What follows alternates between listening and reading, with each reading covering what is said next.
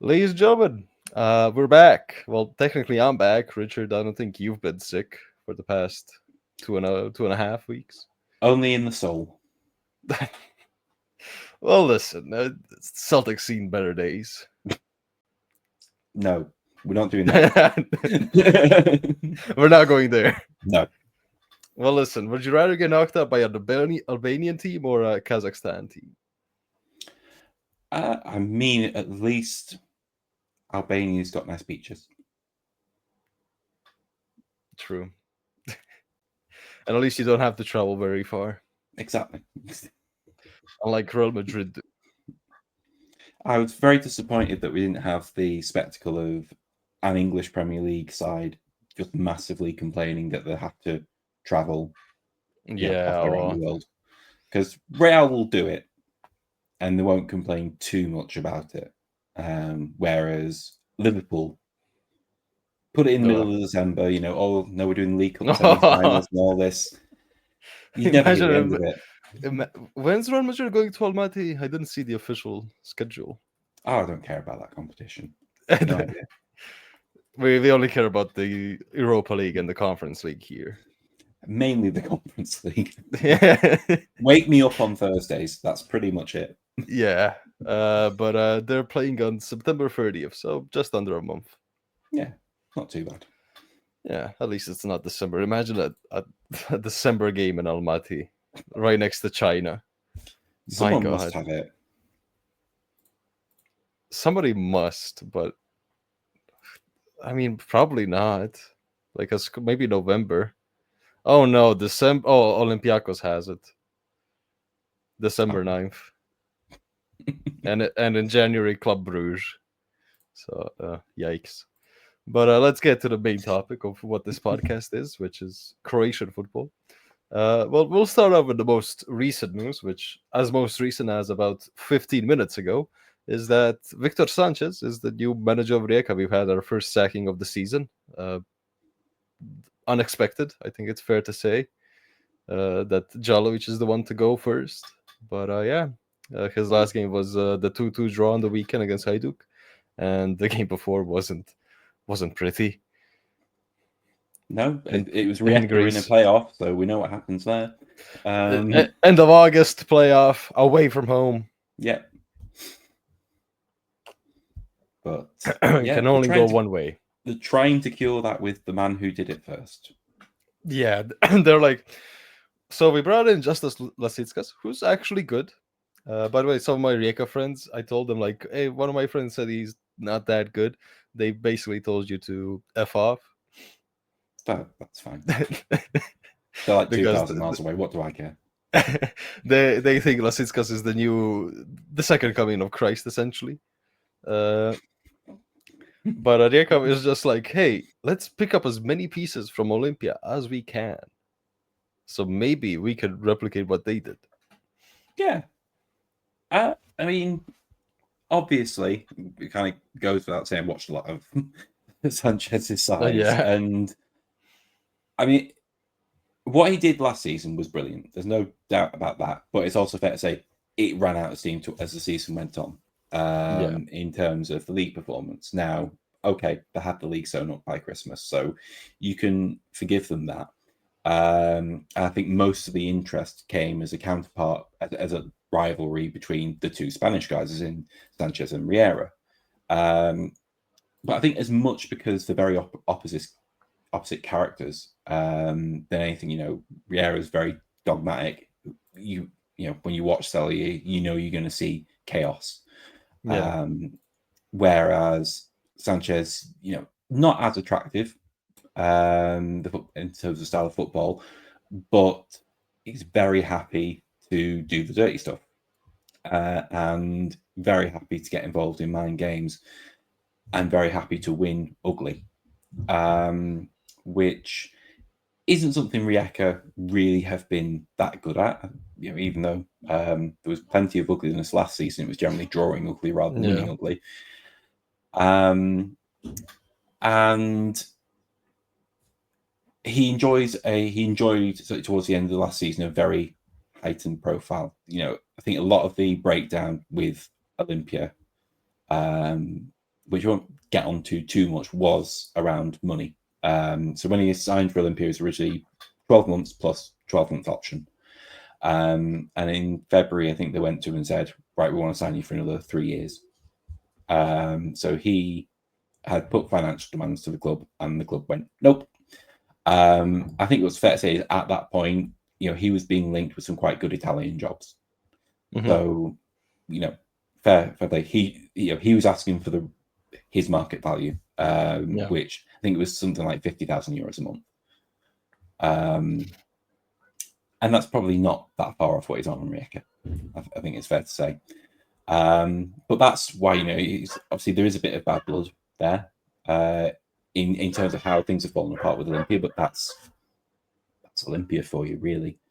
And it will be very interesting to see how he does, because obviously we'll touch on some of the late transfers, because they've gone and brought in a player I know very well in Daniel Đalović.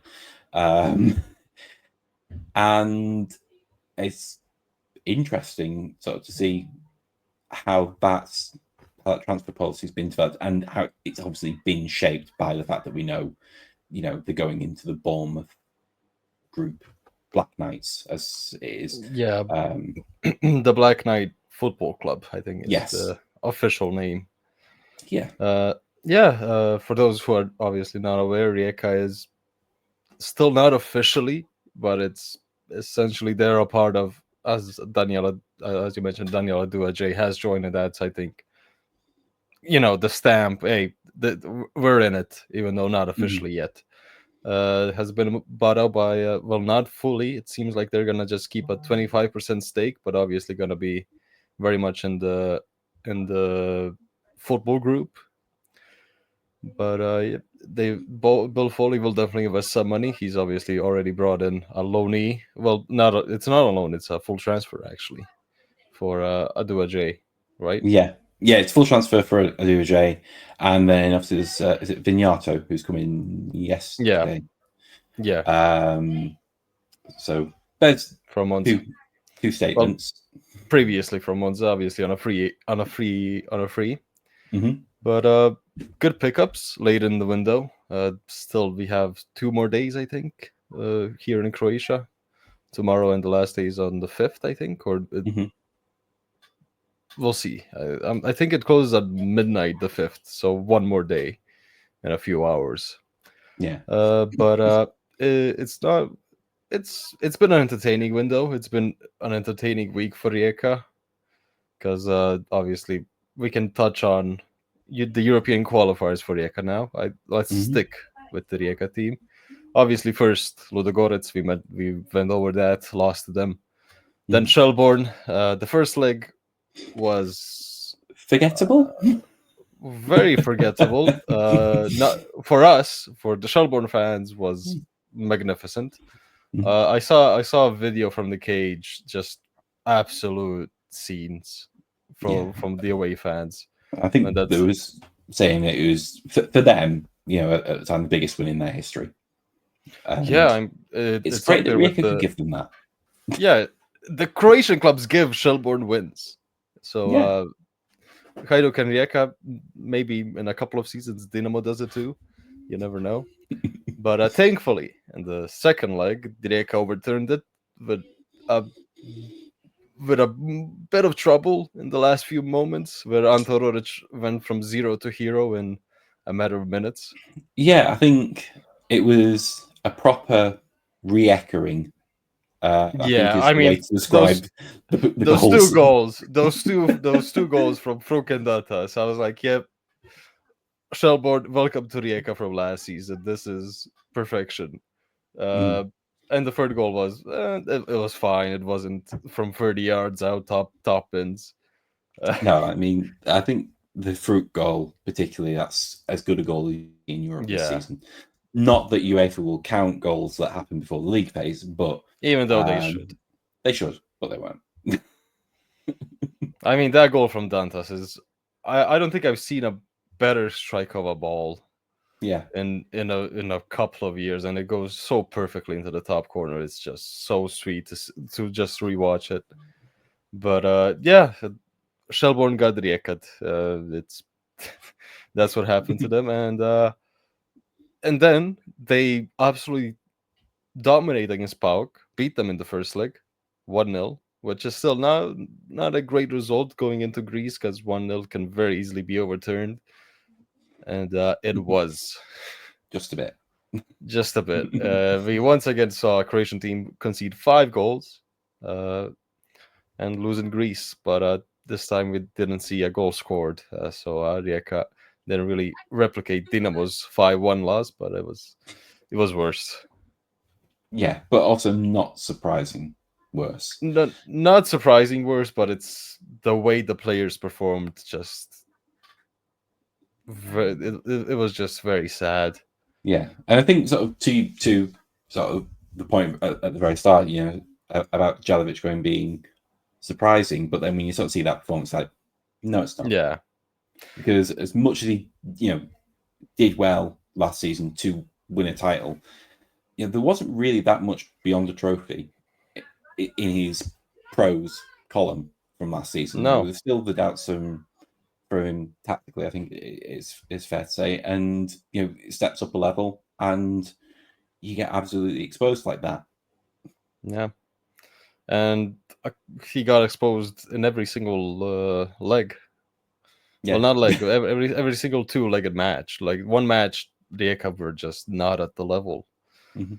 But yeah, it was always a problem. Obviously, in the league, to shortly go over, Rijeka is currently 7th with just 1 win, 2 draws, and 2 losses.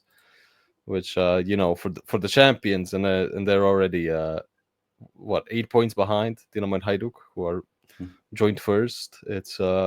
It's already a big gap, just 5 games in. Yeah, I mean, the thing is, it's not been bad. There's just actually having the fact that they don't have any strikers come back to bite them, really. Yeah. And I mean, I still think we're probably at the end of the window, and like they still don't really. Obviously mentioned J.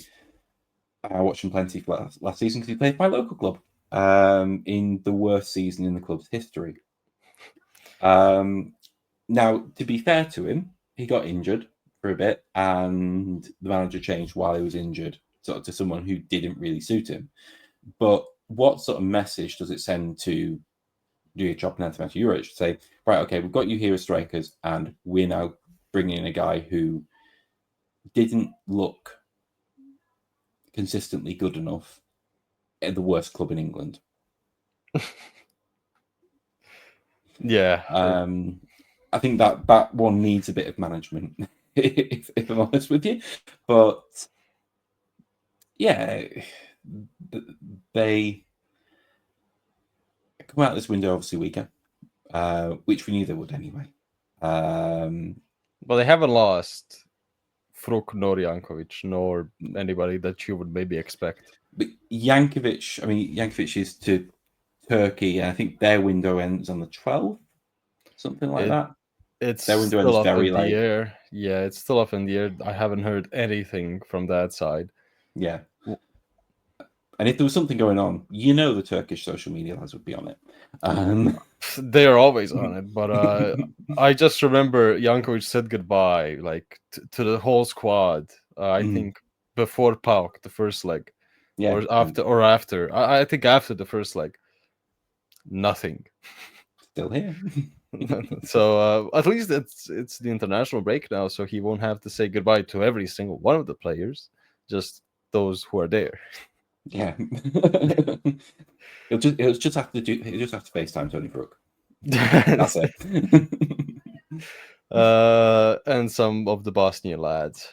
Yeah. Who've gotten the call-ups, but and maybe somebody else. Endokit maybe. But oh no, he's gotten injured. He's gone to have a scan. He's got another injury again, which doesn't look good. Because as soon as you need to get a scan, it's knowing his last season. It's I hope it's not. I hope it's not bad for him. But I wanted to touch on Đalović's tactics because nothing's changed despite losing Salahi and that team was primarily doing great. Well, not primarily, but a huge part of last season and the season before was Salahi, and you can't expect Dantas and Petrovic to replicate anything close to that, especially Dantas, who's a completely different type of player who can, if used right, can be driving your team forward.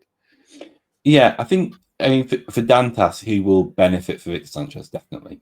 I sort of see him quite similarly to Agustin Doffo at Olympia in terms of how Sánchez will want to use him, in terms of how we want to rely on him, and hopefully for Rijeka in terms of the performances that he'll get out of him. But I mean, like you say, obviously Đalović's tactics didn't change, but also kind of doesn't matter anymore, does it? Yeah, it doesn't matter. It's cost him. It has cost him, yeah. Yeah, and it's just he's constantly just trying the same thing, just trying to push it in, and obviously when you try and force something, it most likely ends up backfiring in football. Yeah, I mean, it worked for a time, but I think it's not entirely on him. I think, to be fair, and no, I think it has to lie. Definitely the second leg against PAOK, I think mostly falls on the players. Mm-hmm. Yeah, because I think that you can't allow that.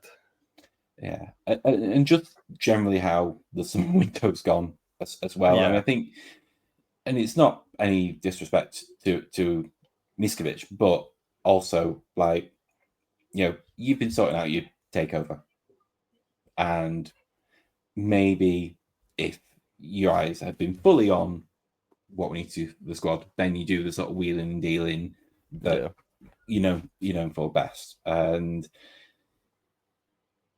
yeah, I mean, for them now, it is just a case of make sure that you're in Europe again next season, and obviously do what you can with the lot that you've got. I don't think they've got a very nice draw. No, let's get to Rijeka's draw, which is Sparta Prague at home, Celje at home, AEK Larnaca at home, Shakhtar away, Lincoln Red Imps away, and Noah FC away. Yeah, it's not. It could have been worse. It could have been better, but oh well. There's two. I mean, there's two very winnable games. Unfortunately, both of them are away. Yeah. They should be beaten. I say they should be beating Lincoln, but obviously Lincoln did get a draw in a leg against Zvezda in the Champions League. So yeah, they're not a terrible side, and it's hardly their first time at this level. Noah, obviously, they thrashed Olympia in the playoff, and you go into Armenia, which isn't, again, the easiest place to be going to, even though it is first up for them. Really, if they can get the 2 wins there, then it comes to the Celje game. If they are in form, then they have a decent chance. If they're in the sort of form they're in now against Celje, they'll get absolutely battered. Because Celje have, so when you look at the coefficients and the opt ranks and all that jazz, Celje literally have the easiest draw of the competition. Oh. Yeah. Well, aren't they lucky? Yes, they're very lucky. I can't remember what number Rijeka were. They weren't top. Yeah, they weren't top. But yeah, I mean, I think they can gather 9, maybe 10 points. It was 8 points last season to get through. Yeah. It's the 6th hardest draw per the coefficients. Yeah, I could see them obviously winning against Lincoln Red Imps. AEK Larnaca at home, it's a must win if you want to do anything, and winning either Celje at home or Noah away it's a must, obviously, if you want to do anything of note in the competition. Yeah, I mean, like I say, with Larnaca, they've done well. In qualifying, but then also look at what Paphos have done. Clearly we're in a good year for Cypriot football. It's been an amazing rise ever since they've started signing HNL players from Cyprus. Ever since Jairo da Silva came in, Paphos has just been on a rise. Sadly, he left this summer, but oh well. Well, they've got about like 40 million to wipe away their tears this season. And Kairat Almaty as well. Yeah. And I mean, yeah, it could have been worse, could have been better. It's a middle of the pack draw, but I think it's the most important thing that Tony Fruk seems to be staying. So Víctor Sánchez will definitely be happy when he scores the only goal in a 1-0 win over probably Sparta Prague. If he gets the one goal in a 1-0 win over Celje that knocks them out, then the spiral out from Riera will be magnificent. If the two guys hate each other so much. Yeah. Oh. Riera's just it was I'm trying to remember what it said. It was like it was a 1-0 win for Olympia over Celje last season, and Riera just absolutely lost it and just like, what are you even saying, man? It's like, it's like God doesn't put you on the earth to play football like this. Is what we were saying about, because they're basically just very structured and countered and beat a naive side. Yeah, it's giving Sam Allardyce. Oh, we out-tacted him. Out-tacted him. He's raging, isn't he? Yeah. But yeah, okay, so that's gonna be a fun matchup. Yeah. On the sidelines, I think we should be more so watching the sidelines than the actual match, because I think that's gonna be more entertaining. But yeah, if we see 2 red cards pop up for both managers in that game, we know why. Yeah. But yeah, how many points do you expect? I mean, that's it. I think it's 8 to get through, and I struggle to see them getting more than 7. I mean, yeah, I'm kind of being more hopeful and hoping that they can beat two wins. They can get 2 wins at home and 1 away, and maybe another draw against whoever. Yeah, I think that's it. If you flipped, if their away games were at home games were away, you'd be, actually they'll probably get through. But yeah. If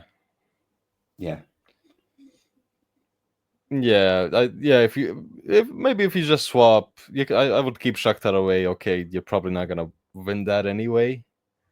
Mm-hmm. It's definitely the hardest match.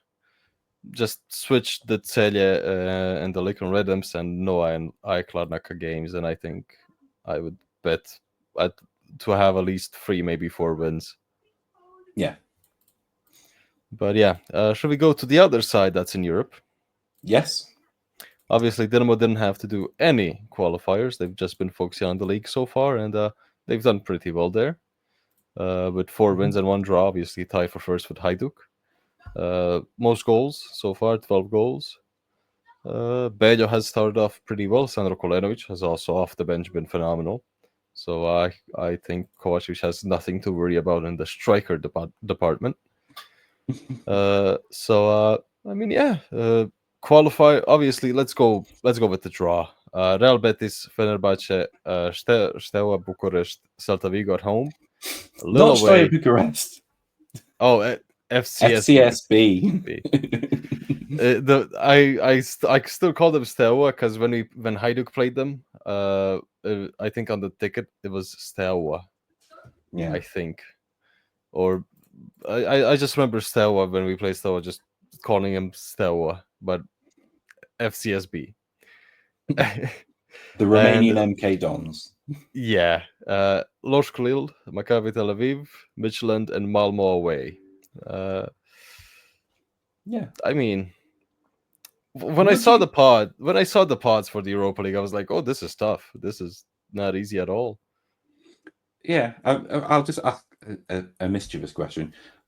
For having Maccabi Tel Aviv, would you rather have been facing them actually playing them away in Israel or in the neutral ground in Serbia.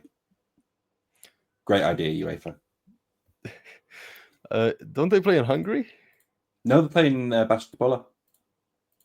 They're playing at TSC. I mean, that's essentially Hungary. Well, that's not what the international treaties say.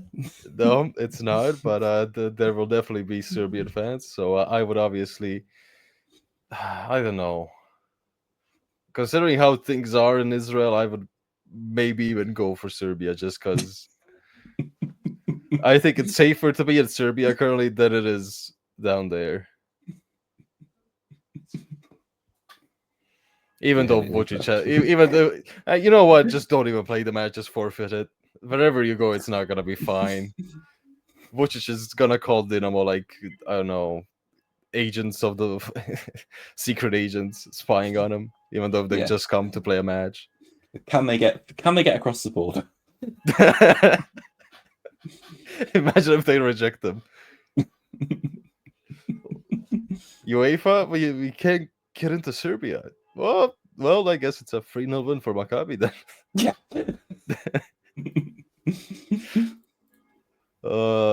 When is that match? Let's check. God. I thought they would relocate to Hungary, but I guess not. It's the second match day, so it's on the 2nd of October. Yeah. Yeah, it's a Baška Topola. God, I mean it's essentially Hungary, counting Baška. It's as close as you're going to get while also still being Serbia. While also still being and having to well, maybe they should just go for Hungary and then into Serbia.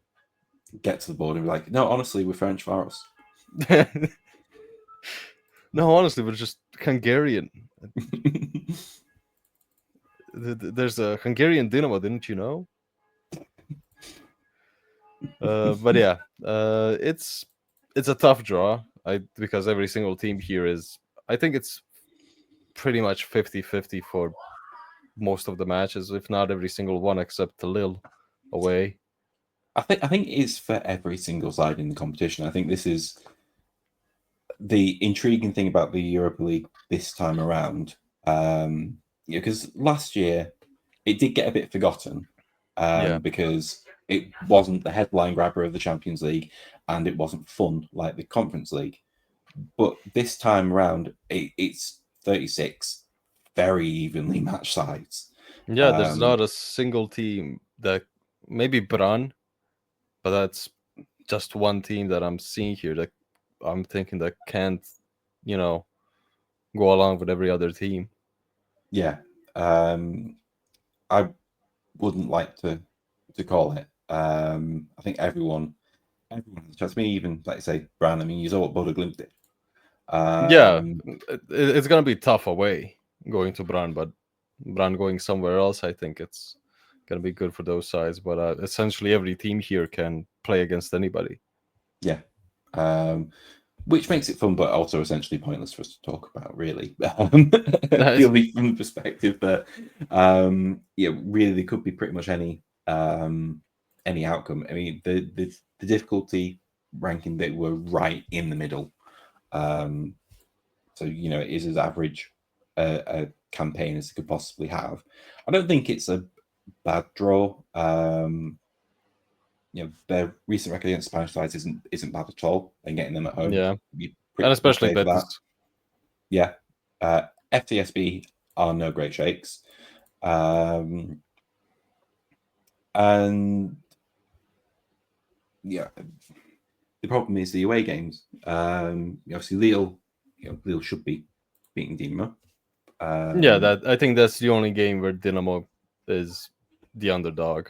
Yeah, Maccabi, they're not a bad side, and also so as we've indicated, there's going to be nonsense around it. That's just how that's going to go down. Yeah, Midtjylland were again a good side. Malmo again a good side. The sort of side where if you are beating, you're either going to win 5 and go through in the top 8 or lose everything and go out. Because it is just one big middle. This league phase. Yeah. What was the lowest? What did you need last season to get into? It the was 11 to get into the playoffs. There were 5 teams that finished on 10, 2 were knocked out. So it's 11 to be guaranteed, and then 15 to be guaranteed the top 8.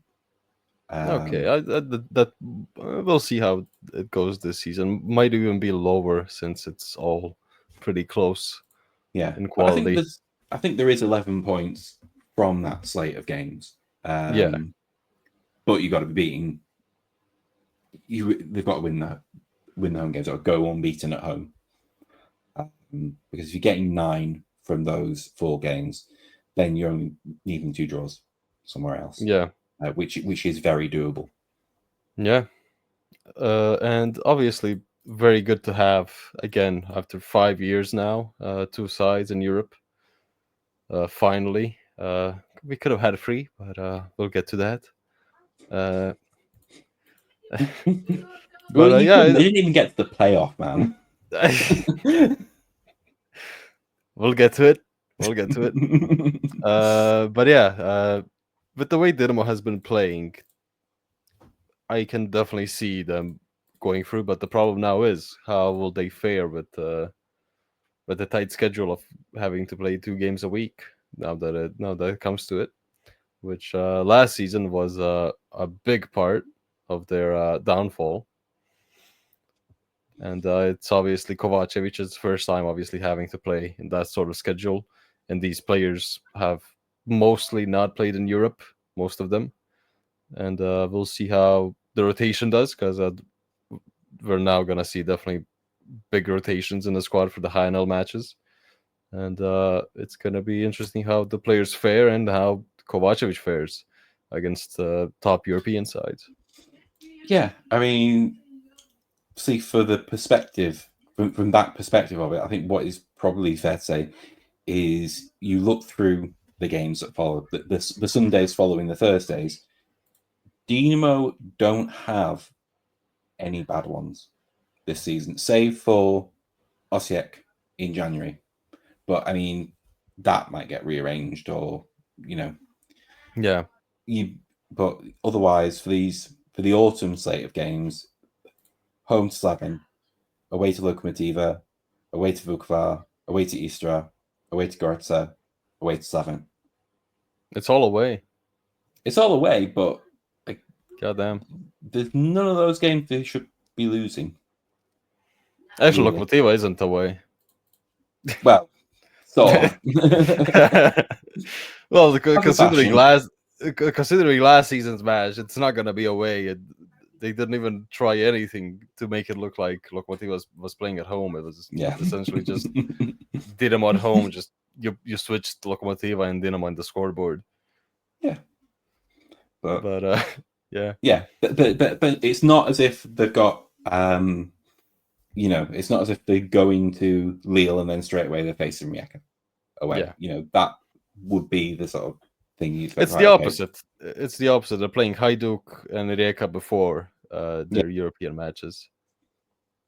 Yeah, so they've got a good. Things have landed favorably for them. Yeah, we'll see. Let's just hope that again they're facing Hajduk, then playing their first match in Europe. So let's hope Fenerbahce doesn't do a Bayern against them after they lose to Hajduk. Well, if that happens again to Kovacevic, loses 1-0 to Hajduk, and gets absolutely battered by Fenerbahce and just gets sacked because of those 2 matches. But I have a feeling Boban wouldn't do that. Probably not. Let's hope for Kovacevic's sake. But I don't think it's gonna happen anyway, so. But yeah, speaking of Hajduk, should we go to our European campaign that was once again very short-lived? Go for it. So, ladies and gentlemen, the last time we spoke, we beat Rijeka away at home. Actually, right? We talked about the second leg. I think. It's been a while. I mean, it's made redundant by. No, we definitely did because we had Yeah, Rush we Hour. did. Yeah, because we also did this, right? The first round. Yeah. So yeah, we obviously covered that. Hajduk beat Žira with a bit of problems, but essentially they were the better side, especially in the second leg where it needed to be done in 90 minutes, but it wasn't. And then, obviously, straight after our podcast, Hajduk faced Dinamo City at home in the first leg, beat them 2-1. Dinamo City scored an absolute banger in the match to make it 1-0, but Hajduk, I said at halftime to my uncle, he was texting and he was like, "Here we go again." And I just said, "This feels so much like Hajduk Vitória Guimarães from a few seasons ago, where we just need an absolute belter and then just come back because this team looks like they can do it, and they did it, but it was only 2-1. From Durdov scored and Bamba scored, and there were a couple of misses there as well, which didn't help in hindsight. But obviously, the second leg comes. You beat Gorica at home. It wasn't that pretty as the other games were, but you won. And then you go to Tirana at the new modern stadium, concede in the 40th minute, which is the worst start you can possibly do away from home in the second leg. And you pretty much show nothing in the first half. In the second half, Bamba gets sent off, but then you go to extra time. Karadzic pulls one back, and you're like, "We've done it. We've taken the lead now. Everybody, drop the fuck back."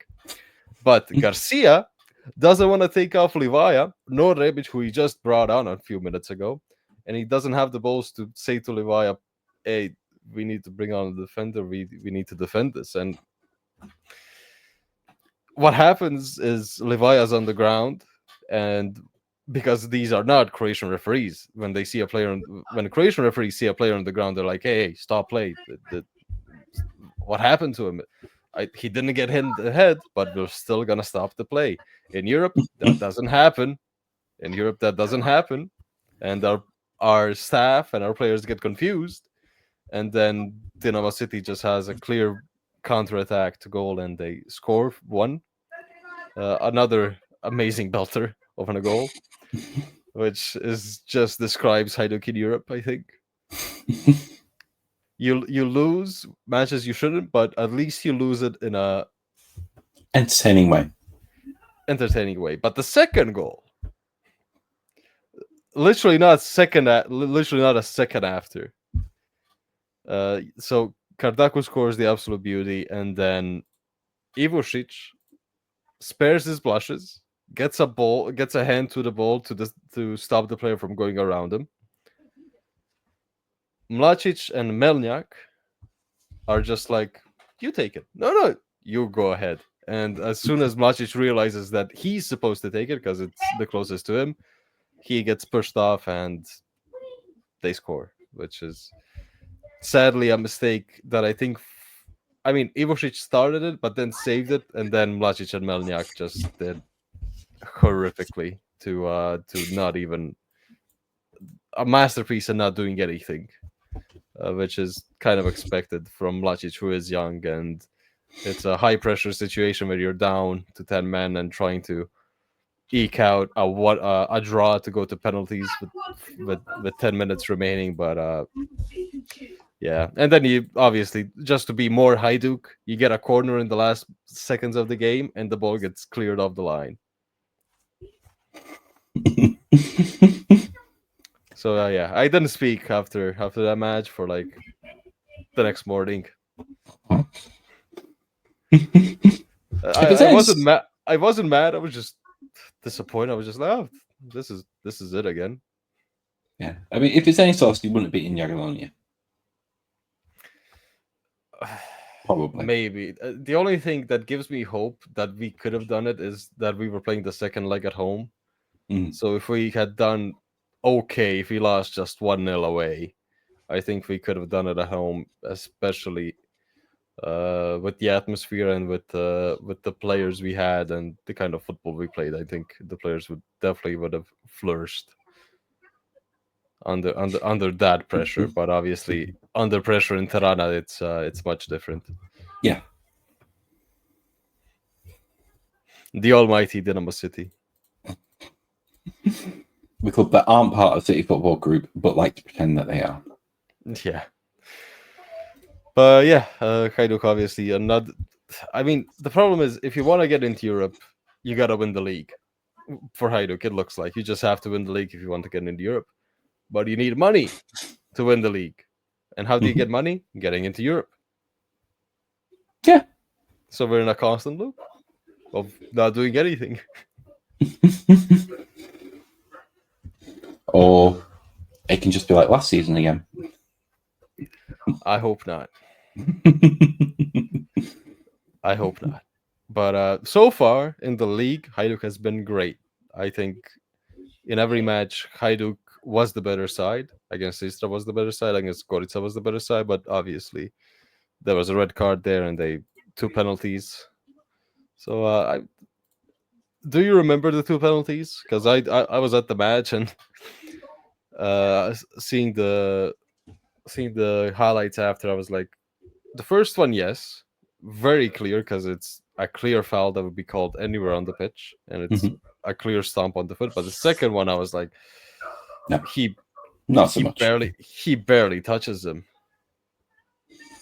Yeah, I mean, I'm vaguely remembering it because it's a while ago, and I barely remember this past weekend. Mlacic essentially goes to bring down the ball by a little bit high foot, like up to his hips. Yes, and then just the Gorica defender, slightly touches his foot with his foot, and obviously it got called by VAR, which I was surprised by. Yeah, it's not clear and obvious, is it? But then again, I don't think those words mean anything anymore. Yeah, but it is a sort of foul you do see given when it's that sort of clash of high boots. But yeah, I mean, as you rightly say, Hajduk have been impressive so far this season, and obviously for much of the HNL season that's been without Levaya enforced from end of last season, so that's another positive for them. Even you sort of take the one not win the Rijeka game this past weekend, there was still much the better side. What was it? Paiaziti hit the post twice, and Levaya once.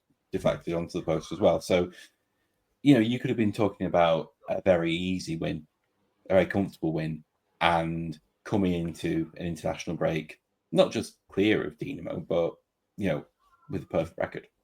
Yeah, perfect record, and you're clear of Rijeka by, it would have been 10 points, 11 points? Lots of points. 10. It would have been 10, I think. Mm-hmm. Or no, 11. It would have been 11. Yeah. I'm doing my maths wrong. But, yeah, they look good. And, as indicated before we started recording, guy who said Hajduk will win the title is currently still feeling pretty smug about things, I think. I think there's a direct contrast in terms of, obviously the Dinamo and Hajduk came out with exactly the same result this weekend, but there was a contrast in how those results were earned. In terms of, you'd be feeling much better about yourself as Hajduk, having, come back to get a point late, having dominated much of the game, having put in a decent performance against a good side, then you would, as Dinamo coming out of their 2-2, where really, there was a long, the first half they were entirely in control, and then when Barrestein knocked them a little bit, they collapsed. Yeah, it was the first time that Dinamo conceded. Yeah, it was the first time that they had any kind of, well, I wouldn't call it retaliation, but no other team was able to get back at Dinamo so far. Yeah, and this is the thing. I think, my question about Dinamo this season is just their chin, whether they can take that punch. And test one they failed. Yeah. Because as we know obviously Valentin have been a good side for a considerable time, but then even last season, Dinamo was still pretty regularly on top of them. But first time against them this time, not so much. And Valentin really could probably consider themselves unlucky to not have won that game. I mean, yeah, not a last minute penalty, but a late penalty with a few minutes to go. Obviously, Jovanov just doing goalkeeping whilst being an outfield player. And trying to... I always love when a player clearly handballs the ball and they're like, didn't touch it. Mm-hmm. Didn't touch it. Even though you can clearly see his arm go like this. Yeah. Yeah, don't know what happened, ref. It wasn't me. I just sing the Shaggy song. It wasn't me. Yeah. Whatever proof you got on camera, it wasn't me. Just deny. But I wasn't able to watch the match. I was out for a friend's birthday. I was probably like 5 tequila shots down when the match ended. So even if I was watching, I don't think I would remember anything. But I saw the Listica goal. I didn't see the second half at all. Mm-hmm. The second half, didn't see at all. Only catch the highlights. But Dinamo just didn't look good for the first time this season. Yeah, it's really just obviously not for the first time. Yeah, the second half against Rijeka was atrocious. Valentin made a change, which was Belta, who apparently forgot that he wasn't playing for Dinamo anymore. Yeah, he was like, "Oh, they didn't buy out my contract." Yeah, but he was poor first half, and then like you said, Tavares looks a player.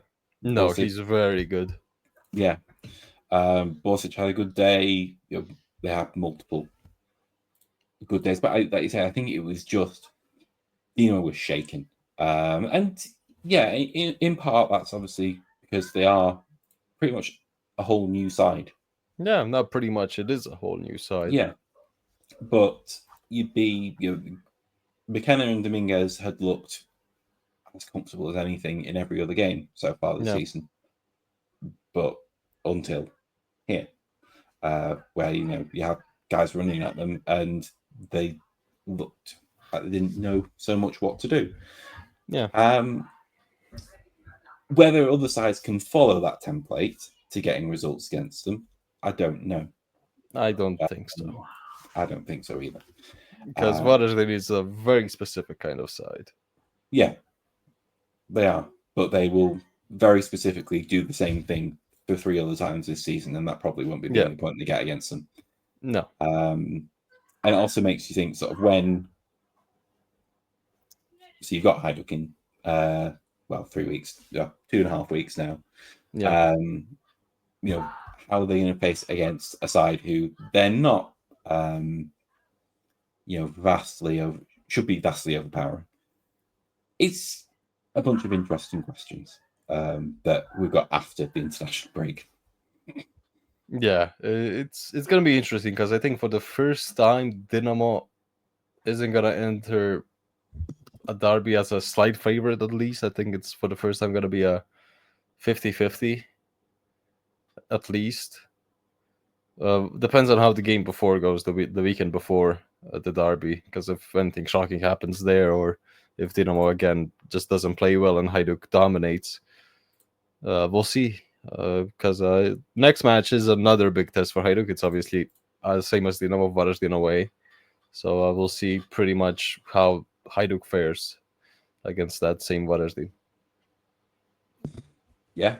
But I think really we were already probably at a point where we can just call it and say, hey, it's a 2-horse race now for the rest of the season. Yeah, pretty much. I can't see anybody, not even... Rijeka is obviously going to need time to gel with Sánchez.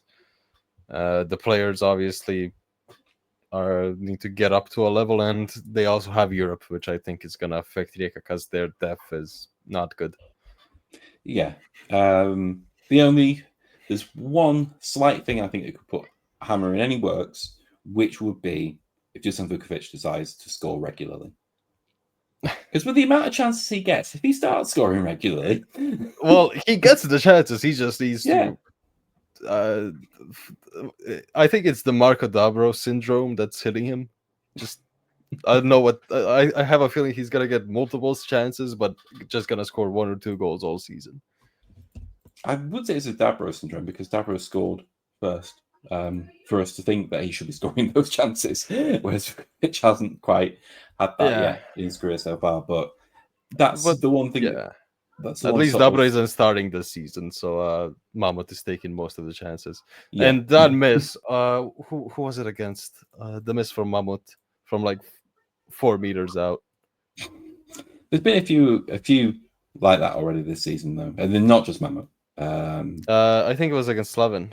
Yeah. Was it Slaven? No, it wasn't. Wait.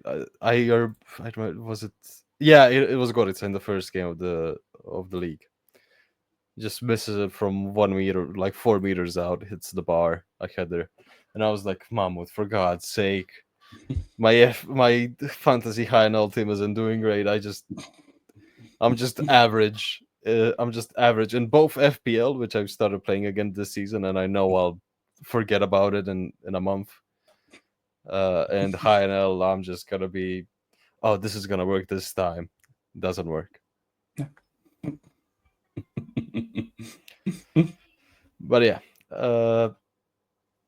we'll see. Varas, I mean, nobody can challenge Dinamo nor Hajduk. I think that's pretty clear already, considering they're already 5 points ahead Lokomotiva, who hasn't had a serious game so far against the top 4 side, which is exactly their next 4 games. Yeah. So I don't think I'm expecting maybe a point for them in the next 4. But they've done enough already, really. For their aims this season, I think it's fair to say. Yeah.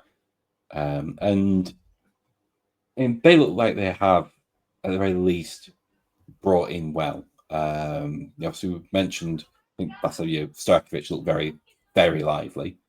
And continues to. And was it Boudet? Yeah. He looks a player. That goal against Slaven. Oof. Yeah. And Dusan Vukovic, obviously, if he starts scoring. Yeah.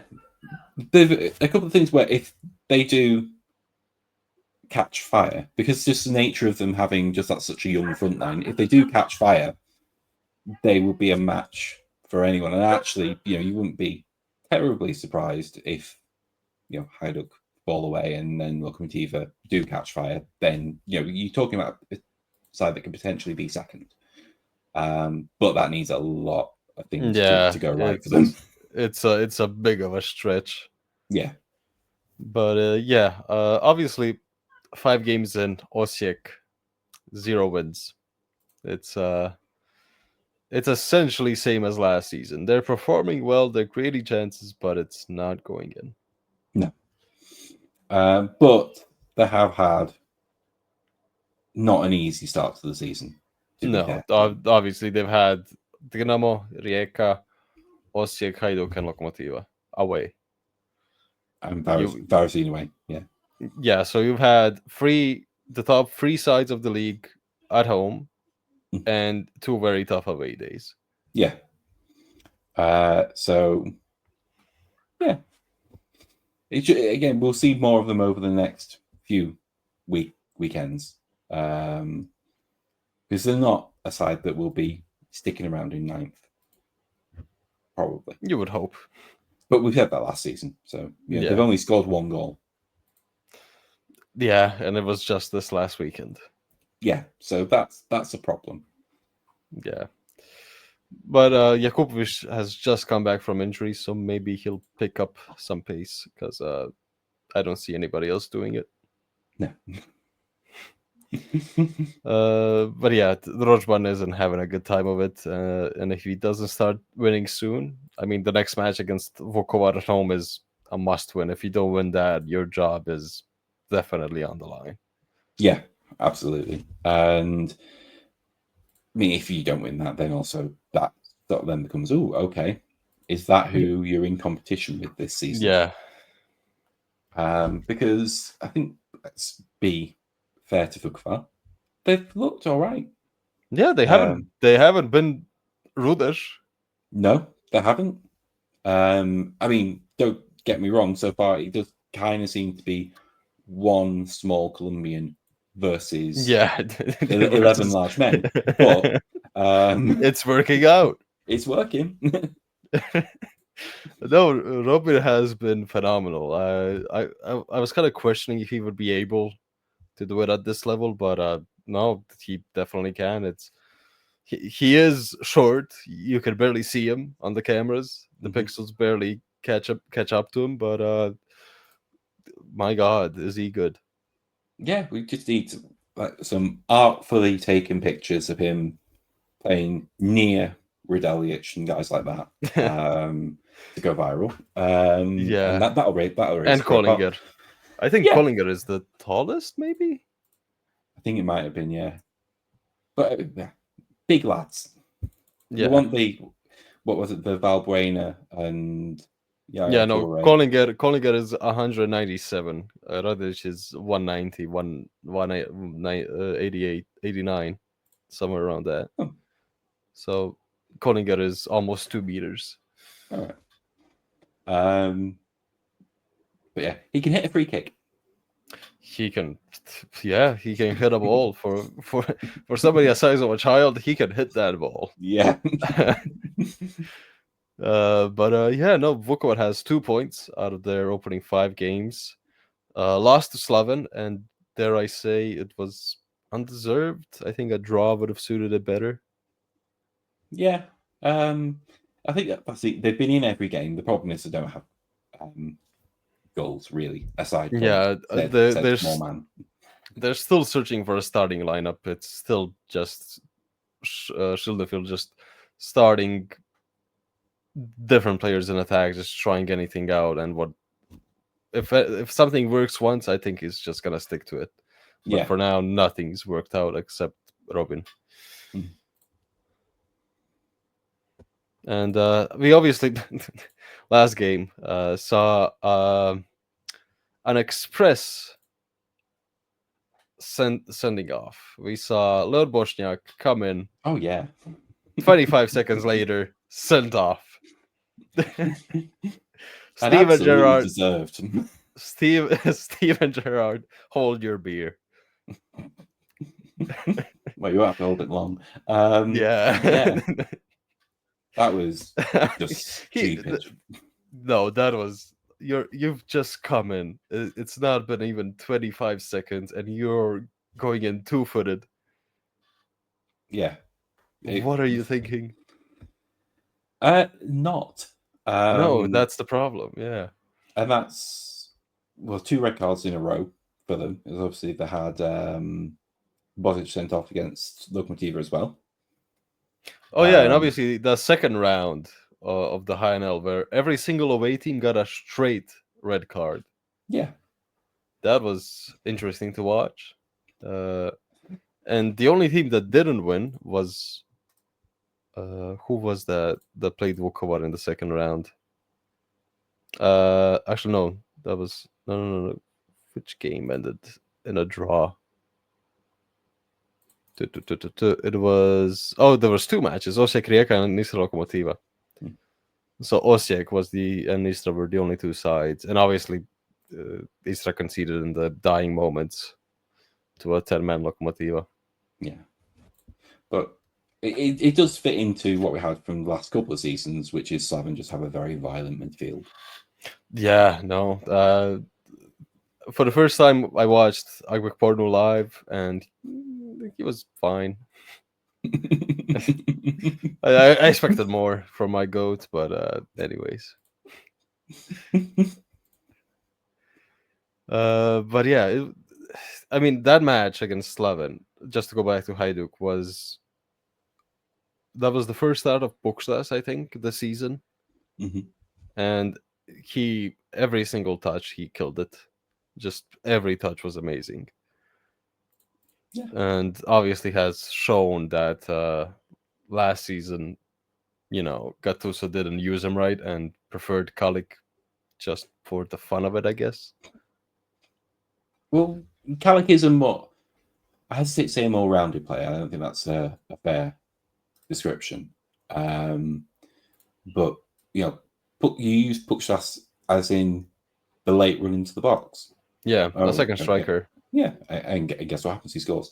And obviously Gattuso didn't like that. He wanted someone to work a lot, which is what Kelly does. But I think what Puksas is he's making a point. Yeah, this season. Yeah, and it's gonna be very interesting. Let's go to Hilux transfers because we're already on it, and the midfield. Guillamon, Edgar Gonzalez have come in, and I forgot his name today. Another Spanish guy who's coming. Yeah, is the guy from the Middle winger. East. The winger played for Girona. Give it a second. Iker Almena. Yeah. He's a winger, so I don't know why we need another winger, but fine. I guess Marahu's gone. So well, yeah, but you still have Bamba, Durdov, Šego, Rebic, Brajkovic. Am I missing somebody? No, I think so. It's 5 wingers. I think that's perfectly capable of lasting you a season. Well, I think for this guy, he is as a direct upgrade on Brajkovic. I think that's probably where we're going to see him. I mean, obviously, again, you'd argue, you have Rebic for that, but he's very highly thought of. I think they said Olympiacos or something like that was after him, and Olympiacos, Sturm Graz, and Young Boys. Yeah, and Rakitic just came and said, "Come here instead." And it seems to work because Guillamon, Edgar, and Payaziti were all like, "Hey, Rakitic called me." Yeah. Do you guys have Rakitic? No. No, we have European football instead. But do you want less money and play in front of 30,000 fans and no European football? I just saw Rakitic pop up on my phone. You didn't need see you just need to tell me where the contract is. Yeah. Just give me the pen.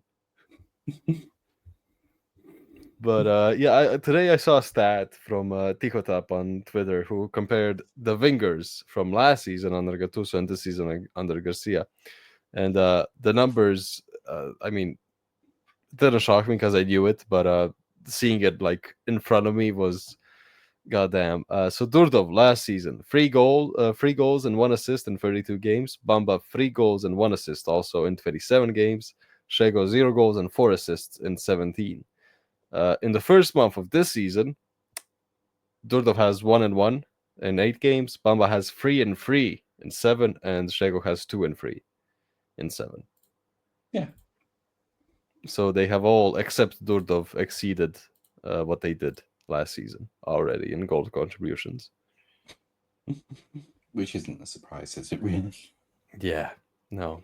Because I think that was the main point when Garcia was coming in, that everybody else is gonna flourish. It's not gonna be a one-man team. Yeah, exactly. And to be fair, that one man hasn't done that much yet. I mean, against Osijek, he essentially did the whole job.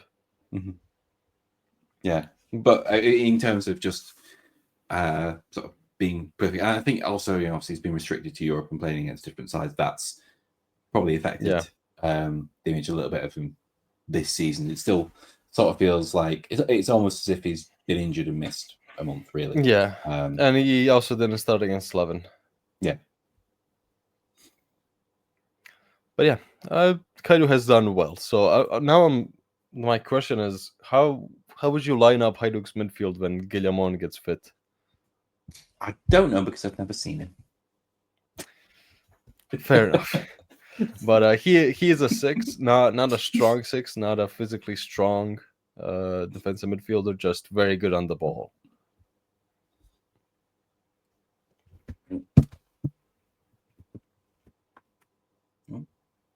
Oh, sorry, you my good? connection went for a second. Then, yeah. I wouldn't change much. I think is probably the thing to say straight away. I think Piazzi's grown into it. Yeah. Bamba's looked very good. No, Bamba has been absolutely reborn. Yeah. Pukstas, again, he's been played in the way he wants to play. And probably is a player that Garcia didn't have at Istra in terms of, he had all these good wingers and speedy forwards, but you never actually had someone sort of following in to be clinical. Yeah. And it turns out, that's a good thing. So really the question is Krovinovic. He's pretty much the same as he has been all this time. I haven't seen him do anything differently that he has under any manager. Yeah. Which probably leaves him as the vulnerable one. But I think, with all these new Spanish lads, I think it will be quite slow bringing them in and introducing them to the side. And also I think they're a replacement for depth as well. Obviously. Demo has gone, Japet has gone. There were holes on the bench to fill, which will probably play out better as we get to spring rather than necessarily this part of the season. Yeah, Rapper has obviously been set out on loan to Lokomotiva, so we'll see how he does because he hasn't played an official game of football since his injury. Yeah. He's only played in a few friendlies last winter and the summer, and for some reason just doesn't seem to be fit enough to start. Yeah, so I think it's difficult to get into a performing team. Yeah. But we'll see how he fares. If he does well at Lokomotiva, he'll definitely, because it's just a loan, might see him next season, but it's a long way to go. Mm-hmm. Anything else to add about Hajduk? Raji has looked phenomenal. Yeah, I was going to say he's really come on. I'd be quite intrigued to see if Thora starts him this week for Kosovo, because I'd say he's probably at a standard where you can just drop him alongside Rachmani in the centre of defence, and you wouldn't really notice not having Dilova there. Really, the past 12 months have just been meteoric rise for him in terms of his standard of play. And I was also very surprised to see that Eros Grezda was his agent. I knew he retired, but I didn't know he went into, to be an agent. Yeah, there's a few. So that was interesting to see. Yeah, particularly he was never the most level-headed player. Yeah, no, that's exactly why. I was like, he's managing players? He's giving advice? Yeah. Hey, Ron, did that guy piss you off? Meet him in the parking lot. Yeah. you just lost in the semi-final of the Croatian Cup and you got pissed off by somebody calling you not a so nice word. Meet him in the parking lot. Did you see what that person did this week, actually? Yeah, I did. I posted about it. That is, I read it and I was like, really? And then I searched up a few more sources because it was only I only saw one post about, I think, on the portal that posted, and I was like, it doesn't seem like, like I get it because Lega is the better team, but I searched it up halfway during your medical. Yeah, no, he's like midway through, just gets a message, hey, come to Warsaw, and he's like, guys, pack up. just takes the strips off himself, and he's like, yep, nope, not signing. Like, guys, I've already done half the medical. You don't need to do the second half of the medical. Yeah. So for those who don't know, Čolak was essentially doing his medical and was about to sign his contract with Gornik Zabrze. But as we just said, he left midway through his medical and just went to Warsaw to sign with the Legia. Yeah. Which, yeah, I mean, fair enough. It's the better move, I think. But it's extra class, right? He really did his best to to shit on Gornik. So I really wonder how the team is gonna how it's gonna be when he goes to Gornik away. We'll put that one in the calendar. Well, you know what I'm doing right now. I'm going for Gornik's. It's not even that far. It's a month away on the 4th of October. There we go. We're only a month away. But yeah, should we cover anything else in the HNL? So Lokomotiva good, Varaždin good, Slaven meh. Yeah. Gregorna is still. It's not the same team, obviously, but they've shown signs, I guess. Gorica has, for me, been underwhelming. They've been okay. The only good match for me is the one against Lokomotiva, but obviously they won. But anything else was not good. Should have lost against Varaždin. Maybe should have also lost against Vukovar. But it's yeah, I don't know. They haven't done anything to stand out. To stand out. Istra has. I'm just waiting for Istra to get going, and maybe this win is gonna give them some wind. Yeah, because again, I think they're also sort of like having sort of looking for their identity a little bit. Yeah. But again, you know, they're okay. I think that's sort of the nature of the league so far. Is, you know, you have these couple of sides who are meant to be good and aren't, like Rijeka, Osijek, and then a lot of mid. And still fighting themselves. And to be fair to Vukovar, I will include them in that mid. Yeah. Nobody's terrible yet. No.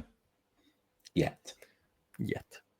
Let's quickly, for the last few minutes, go to international football, which is back this week.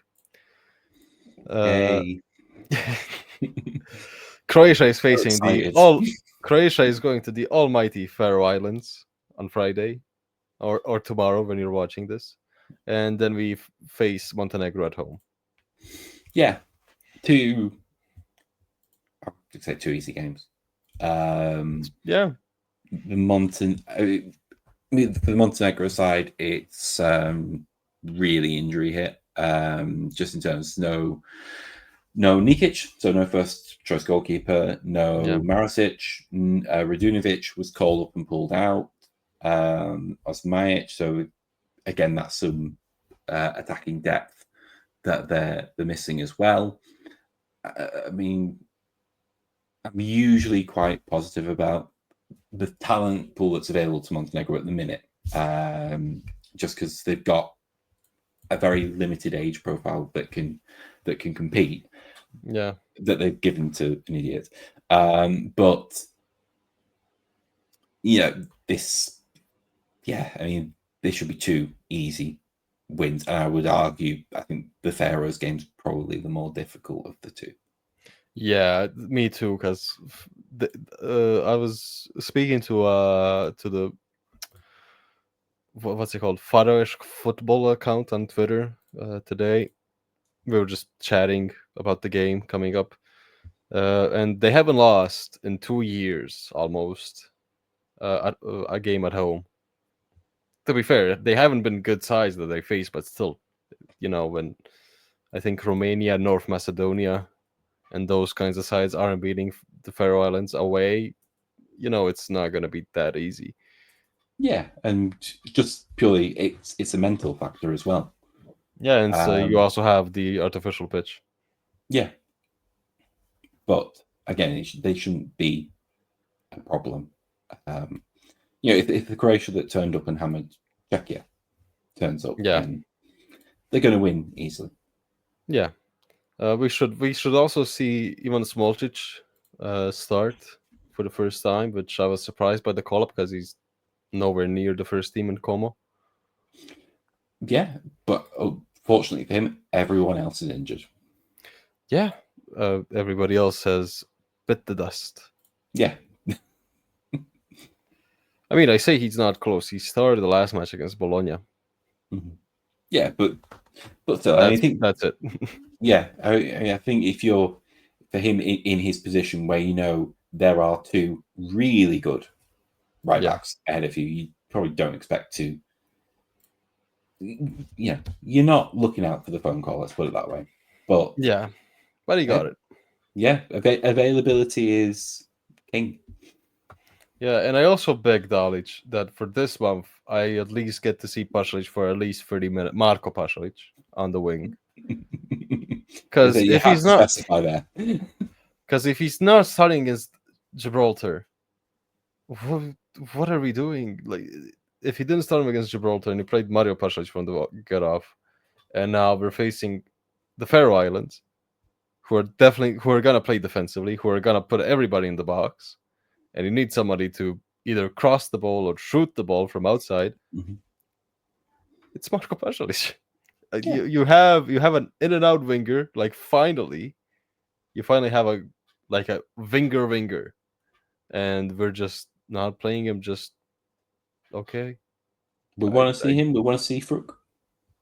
Yeah, and Đalović also said that he hopes Fruk stays healthy, unlike like in June where he got a slight injury and wasn't able to make his debut, but should definitely do it now. Be on the team sheet and eat some poisoned herring.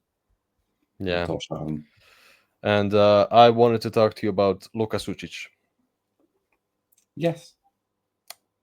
So what do you think about Luka Sučić being temporarily banned from the national team due to going to his sister's wedding in June?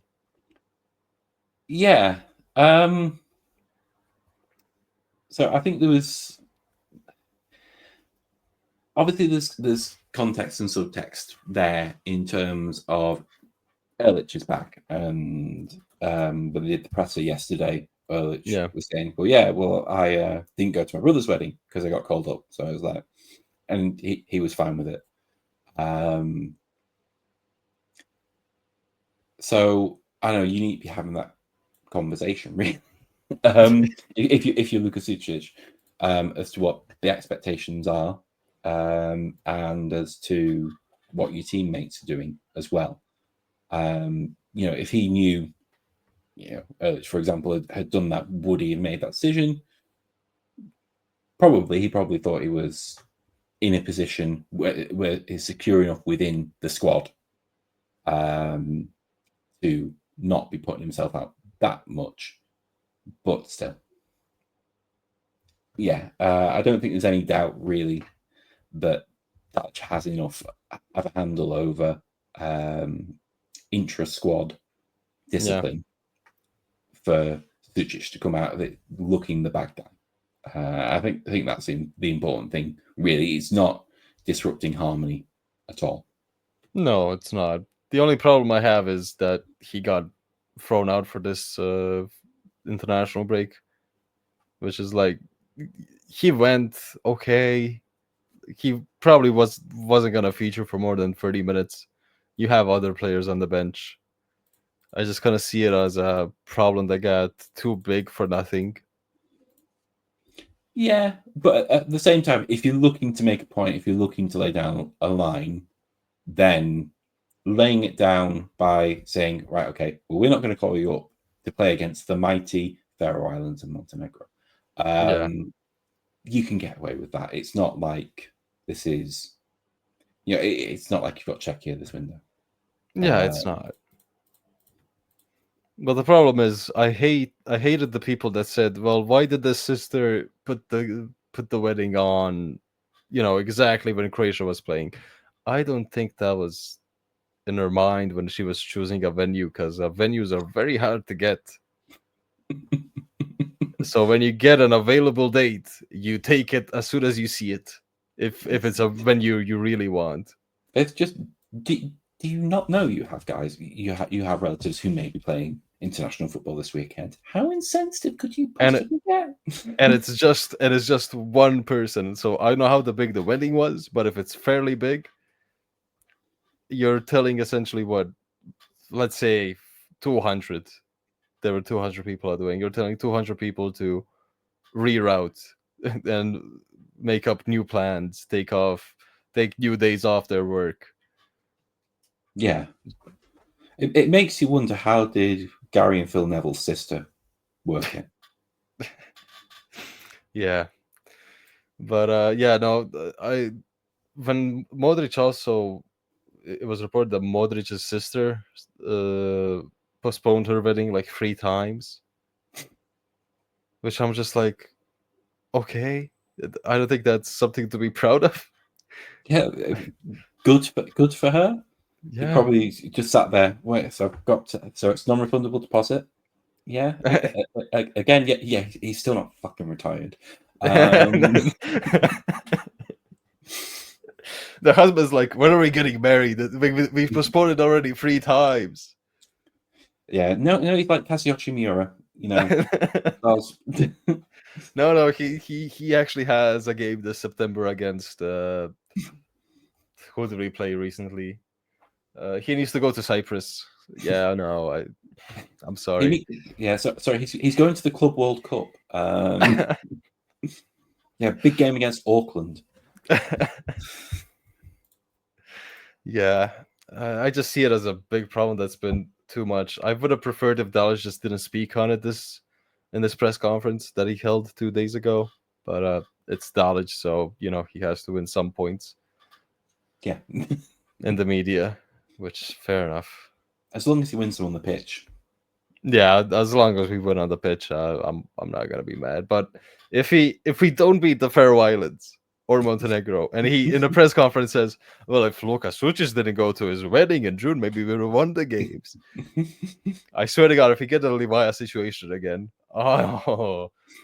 there's gonna be a lengthy post on Twitter.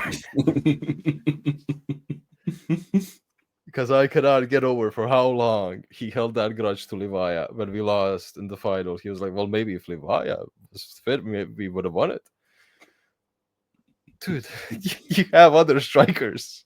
Yeah. And I love how he constantly shits on the league. He's like, what did he say? He said if he had a team of only our domestic players, like they only play in the HNL, we would be nowhere. Well, you can do the random January friendlies. See how they do. Yeah, but again, yeah, no shit. The league is underdeveloped. Have you seen the pitches?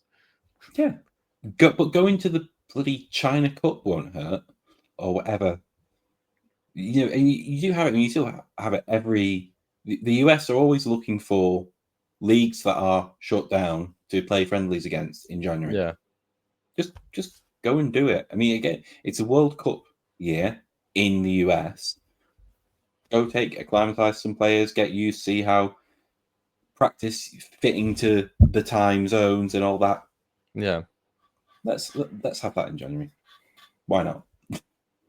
Let's hope, but I doubt it.